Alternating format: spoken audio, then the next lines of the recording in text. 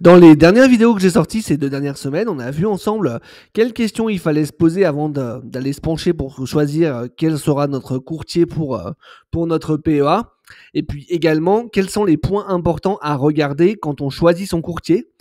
Et donc, dans cette vidéo, je voulais vous proposer un comparatif concret de différents courtiers sur le PEA avec les questions qu'on s'est posées en fait dans les 2 dernières vidéos et qu'on va regarder ensemble.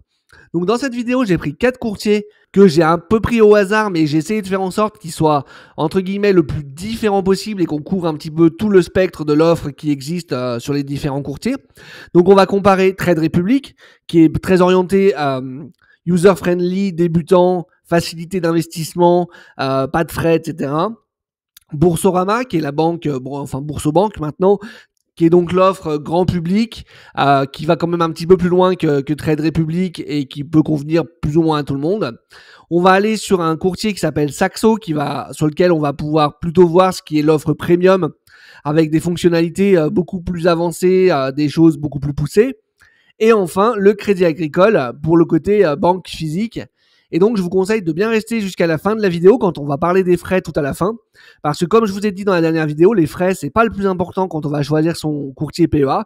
Et je vous ai fait un comparatif avec des différentes méthodes d'investissement sur 20 ans. Et je pense que ça va vraiment vous surprendre. Donc, je vous invite à vraiment rester jusqu'à la fin de la vidéo. Allez, c'est parti. Et donc, la semaine dernière, la première question qu'on s'était posée, c'était comment étaient détenus les titres et qui les détenait. Alors, c'est vrai que pour le PEA, c'est peut-être pas une question primordiale à se poser, mais c'est quand même une question que moi, je vous invite à vous poser dans le sens où si le PEA, c'est votre première enveloppe d'investissement, ce qui sera souvent le cas, vous prenez au moins les bonnes habitudes pour le faire. Parce que vous allez voir que sur les comptes titres, quand on fera une série de vidéos là-dessus, vous allez voir que c'est pas du tout la même chose et que c'est beaucoup plus la jungle. Et si vous avez pris l'habitude de faire attention à ce point-là, ça sera beaucoup plus simple pour vous pour choisir un courtier. Alors que là, vous avez une offre qui sera déjà beaucoup plus étendue. Le PEA étant beaucoup plus réglementé, c'est beaucoup plus clair et beaucoup plus simple au niveau de la détention des titres puisque tout est vraiment cadré correctement. Donc là, qu'est-ce qu'on voit ? On voit un tableau avec donc les différents noms des courtiers sur la gauche, mal écrit d'ailleurs, le type de détention et le dépositaire et la régulation. Donc pour Trade Republic, qui est donc la première ligne, on voit que la détention est omnibus et donc c'est Citibank Europe à Francfort qui est régulé par la BaFin et la CPR. Donc pour rappel, ça veut dire que chez Citibank, il y a un compte Trade Republic et que vos titres que vous détenez vous, vos actions que vous détenez chez Trade Republic ou vos parts d'ETF, peu importe, sont détenus sur le compte au nom de Trade Republic à Citibank Europe à Francfort et pas au nom Michel Dupont par exemple. Voilà. Et c'est exactement pareil pour Boursorama Bank dont les titres sont détenus par CACEIS, qui est donc une filiale du Crédit Agricole, ou par Saxo Bank, qui donc a un dépositaire français agréé sous contrôle de la CPR. En gros, le seul courtier parmi ceux qu'on va analyser où vous êtes au nominatif administré et où vos titres sont détenus dans un compte à votre nom, c'est le Crédit Agricole. Donc, titre à votre nom via CACEIS, qui est donc la filiale du Crédit Agricole. Donc, on voit déjà que sur ce point-là, les courtiers qu'on pensait de base être à la ramasse, si c'est quelque chose qui est vraiment important pour vous, le Crédit Agricole est largement en tête par rapport à ce point-là. Allez, on passe à la suite. Donc la seconde question qui est quand même très importante à se poser, c'est la profondeur de l'offre. Et si vraiment je vous invite à vous poser cette question, c'est parce que moi j'ai vécu ce mauvais choix. C'est-à-dire que quand j'ai commencé à investir en fait en 2020 par là, je crois que c'était pendant le Covid, j'ai ouvert un compte, j'avais un compte avec 80 € offerts chez Bourso, donc j'ai ouvert mon PEA chez eux. Parce qu'il fallait bien l'ouvrir quelque part, hein, en gros. Et puis à l'époque, j'avais investi dans 2-3 actions comme ça au hasard, je savais vraiment pas ce que je faisais. Puis quand j'ai commencé à vraiment m'intéresser à l'investissement, que j'ai voulu commencer à faire un peu de stock picking, j'ai voulu acheter du Novo Nordisk et typiquement sur Boursorama, ça n'était pas possible.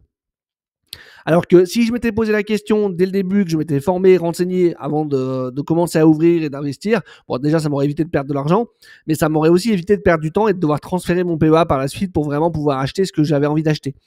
Donc là, parmi les courtiers qu'on a listés et qu'on compare dans cette vidéo, bien évidemment, Trade Republic aura la profondeur d'offre la moins large possible. Il faut savoir que Trade Republic, eux, ils se concentrent vraiment sur la facilité de l'investissement, mettre en place des choses simples, une application facile à prendre en main. C'est très orienté pour les débutants et donc c'est bien pour commencer ou pour les gens qui veulent acheter uniquement des ETF, ce qui est de toute façon ce qui est le plus recommandé selon moi.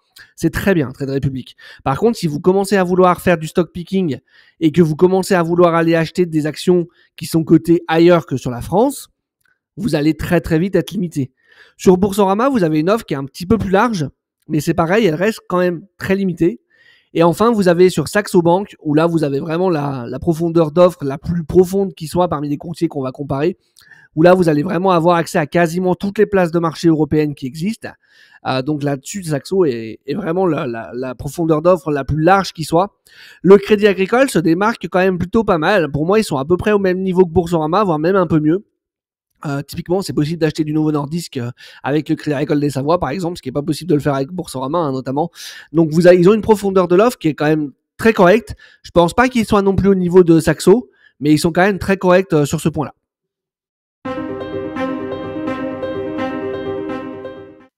Donc, le troisième point sur lequel on va comparer nos 4 acteurs sur cette vidéo, c'est la qualité du service client. Alors, bien évidemment, là, sur le coup, on va avoir des choses qui vont être très disparates et très différentes. Et d'un utilisateur à l'autre, ça va peut-être aussi pouvoir varier. Trade Republic, aujourd'hui, clairement, la qualité du service client, c'est vraiment, mais alors vraiment leur gros point noir. C'est-à-dire qu'aujourd'hui, vous avez un vieux chatbot qui vous répond complètement à côté de ce que vous lui demandez. Et alors, ça peut s'expliquer dans le sens où, vous voyez, vous avez le directeur Europe, Mathias Bacchino, qu'on voit beaucoup en vidéo, qui explique qu'en fait, ils sont sur une phase d'hypercroissance et qu'en fait, tout simplement, ils n'arrivent pas à suivre. En fait, ils ont tellement d'afflux de clients qui arrivent qu'ils n'arrivent pas à suivre au niveau de la qualité du service client.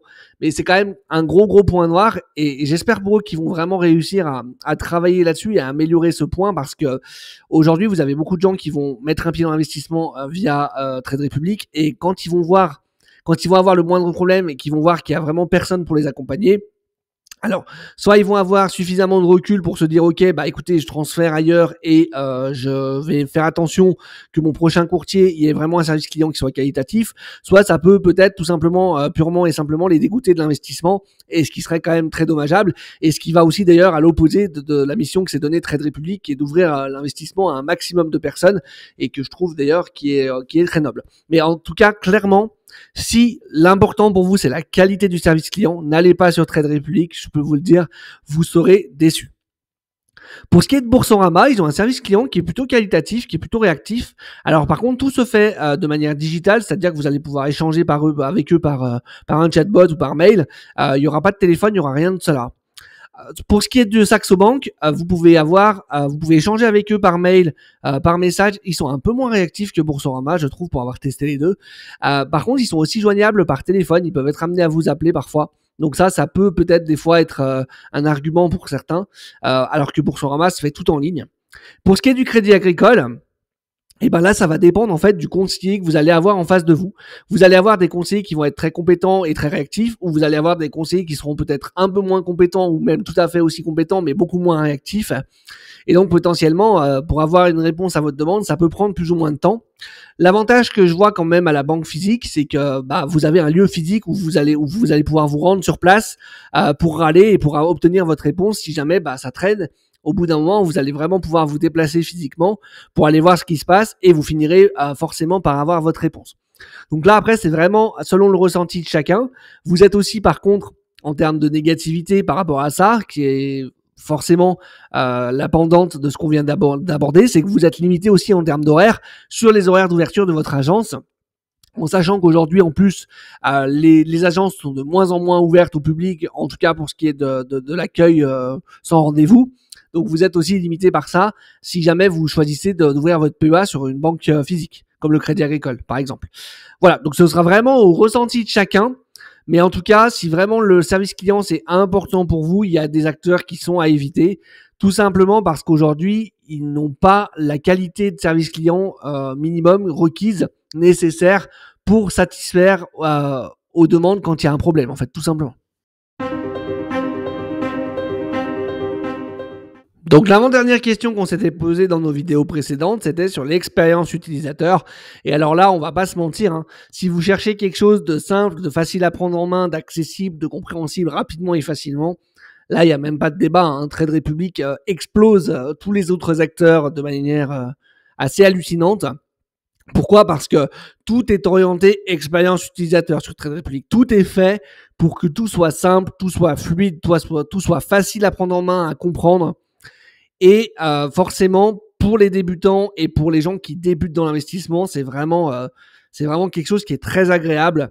À l'inverse, par contre, si vous avez, encore une fois, c'est ce qu'on se disait dans la dernière vidéo, si vous êtes un investisseur chevronné depuis 20 ans, vous allez débarquer sur Trade Republic, vous n'allez même pas avoir de carnet d'ordre, ça ne va certainement pas vous plaire. Donc tout dépend bien évidemment de ce que vous recherchez, mais c'est vrai que si l'expérience utilisateur, si vous êtes débutant et si vous voulez juste quelque chose de simple et de facile, Trade Republic bat à plat de couture toutes les autres interfaces.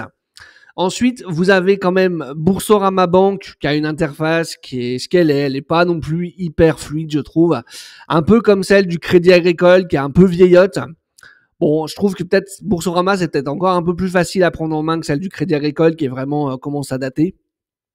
Et puis, à l'opposé, vous avez celle de Saxo Bank qui, je trouve, est quand même facile à prendre en main. Alors, moi, c'est celle que j'ai aujourd'hui, donc je peux en parler. Je la trouve assez simple une fois qu'on est passé par un autre courtier. Typiquement, moi, avant, j'étais chez Bourso, je suis passé chez Saxo. J'ai pas galéré plus que ça à prendre en main la plateforme de chez Saxo, en sachant que je vais pas non plus utiliser les outils les plus poussés qu'ils ont, puisque voilà, je reste sur l'achat d'ETF classique, donc c'est relativement simple aussi. Par contre, effectivement, pour ceux qui vont aller chercher des outils un peu plus poussés, qui vont aller chercher des outils d'analyse, des choses comme ça, sur Saxo Bank, vous aurez vraiment l'application la plus complète qui soit, avec le plus d'infos possible. Mais forcément, quand il y a plus d'infos, quand il y a plus d'éléments, c'est aussi un peu plus compliqué à prendre en main. Mais ça s'adresse pas, tout simplement pas non plus au même type d'investisseurs que ceux que vise, par exemple, Trade Republic, forcément. Donc vraiment, encore une fois, c'est ce que je vous avais dit dans la vidéo précédente. Tout va dépendre de ce que vous recherchez. En termes de simplicité, si vous cherchez l'application la plus simple à prendre en main, Trade Republic sera la meilleure. Si vous cherchez la plus complète pour avoir un maximum d'informations, un maximum d'outils, il faudra plutôt vous diriger vers Saxo Bank. Et si vous êtes un peu entre les deux, vous avez Boursorama qui est très bien, qui est un peu compliqué à prendre en main, mais ça va encore. Et l'application du Crédit Agricole, que je trouve un petit peu vieillotte, mais c'est pareil, ça va encore, il n'y a rien d'insurmontable, quoi, franchement.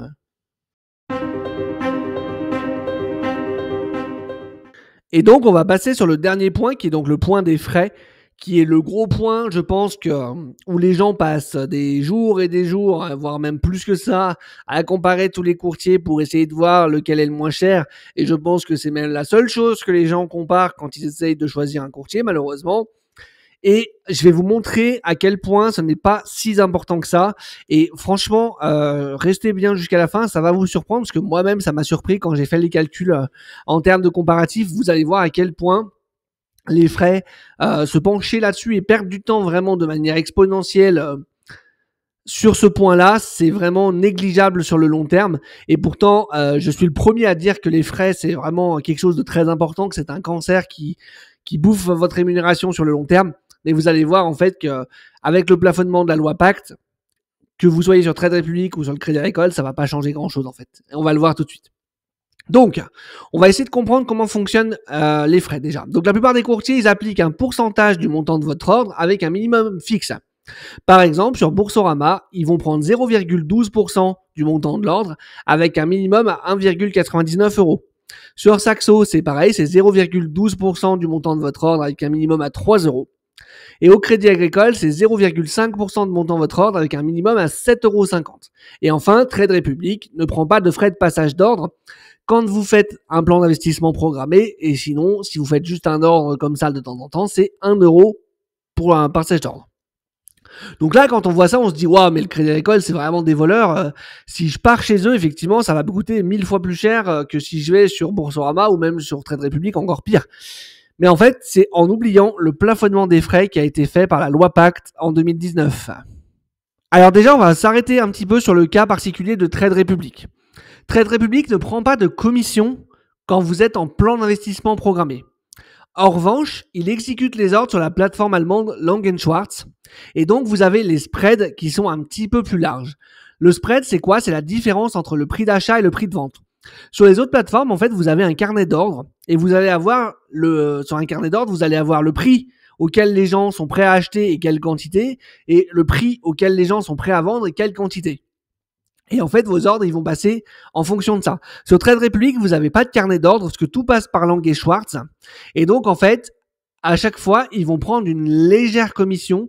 C'est-à-dire que, par exemple, si un titre, il est coté à, j'en sais rien, à 48 € et 2 centimes, et ben, peut-être que sur Trade Republic, vous allez l'acheter à 48 € et 3 centimes.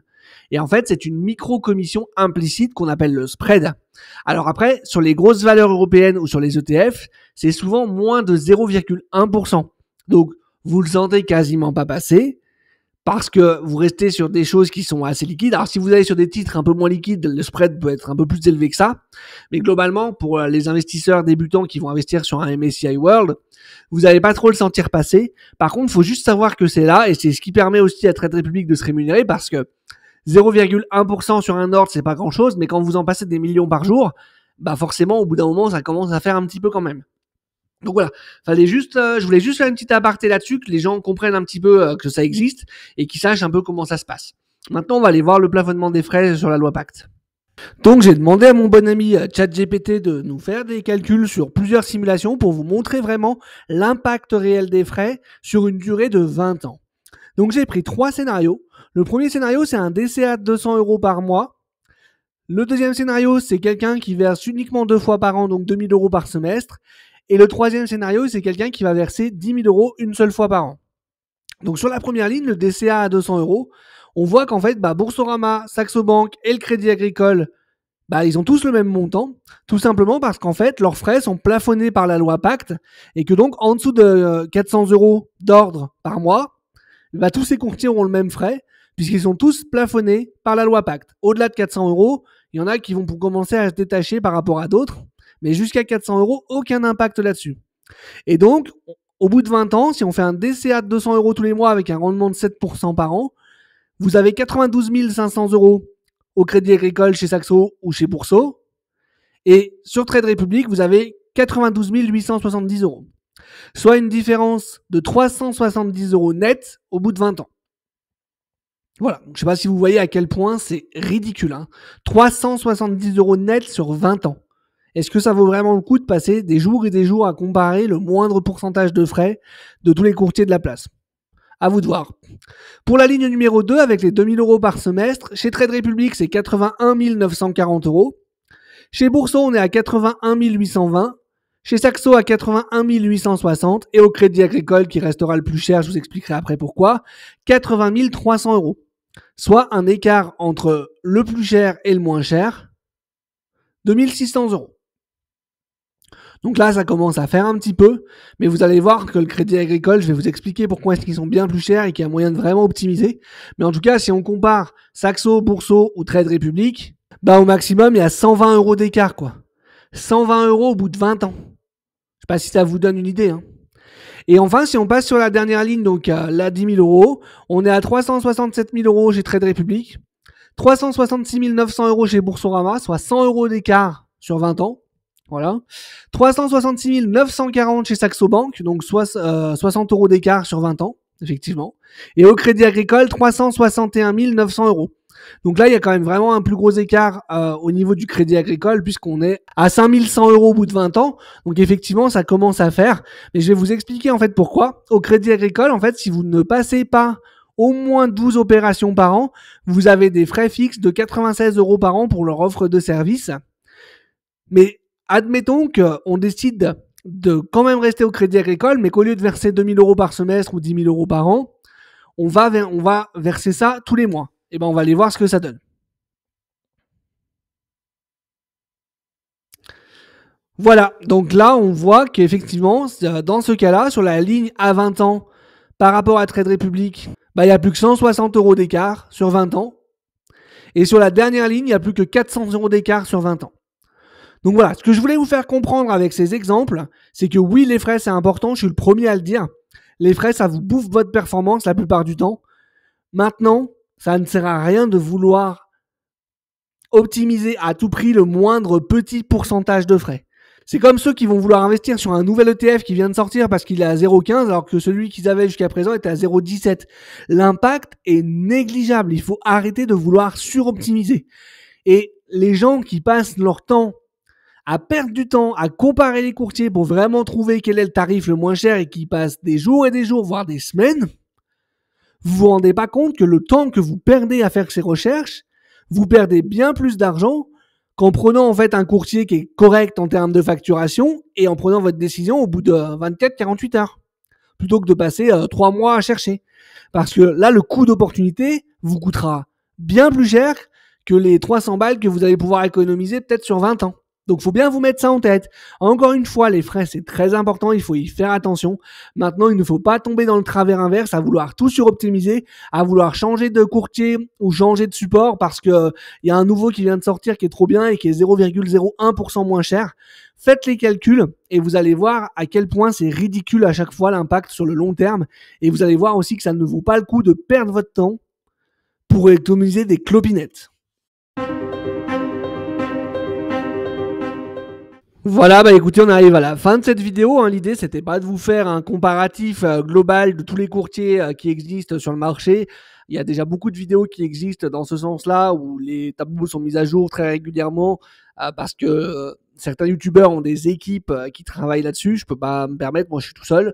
Voilà, donc l'idée, c'était vraiment pas de faire un comparatif général, global, mais vous montrer un petit peu parmi ces 3-4 courtiers les différentes familles entre guillemets de courtiers qui peuvent exister. Donc on va avoir les courtiers plus entrée de gamme qui sont très orientés sur l'expérience utilisateur type Trade Republic pour jusqu'aux aux plus expérimentés qui ont des fonctions un peu plus poussées type Saxo Bank, aux banques physiques parce que faut pas oublier qu'elles existent encore. Vous avez encore des agences bancaires au coin de votre rue et vous pouvez aller voir un conseiller qui potentiellement peut vous aider aussi à passer vos ordres. À la banque tout en ligne, grand public, qui vise à peu près tout le monde, style Fortunéo, Boursorama Banque, etc.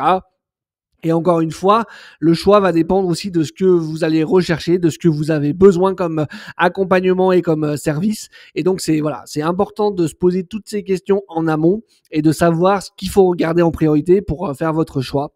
En tout cas, j'espère que cette vidéo vous aura plu. Si c'est le cas, n'hésitez pas à la liker, à la commenter, à la partager. Ça m'aide toujours pour le référencement. On a passé les 100 abonnés quand même sur la chaîne, donc je voulais déjà remercier tous ceux qui se sont abonnés. C'est ce qui me motive moi à continuer. Alors bien évidemment, 100 abonnés, c'est plus que ridicule, mais c'est déjà une première étape pour moi qui suis parti de zéro il y a pas si longtemps encore. Donc voilà, ça avance petit à petit et je suis ravi et je vais continuer. Il y a des choses qui vont venir dans les prochains mois. Je vais pas vous teaser ça maintenant, mais il y a des choses qui vont changer sur la chaîne dans les prochains mois en tout cas. Donc n'hésitez pas à vous abonner si c'est pas le fait, c'est vraiment le meilleur moyen de soutenir mon travail. N'hésitez pas également à activer la petite cloche pour ne pas manquer la sortie des prochaines vidéos. Et moi j'espère justement vous retrouver sur une prochaine vidéo pour vous aider à vous aussi devenir un investisseur indépendant. Et je vous dis allez ciao, à la prochaine.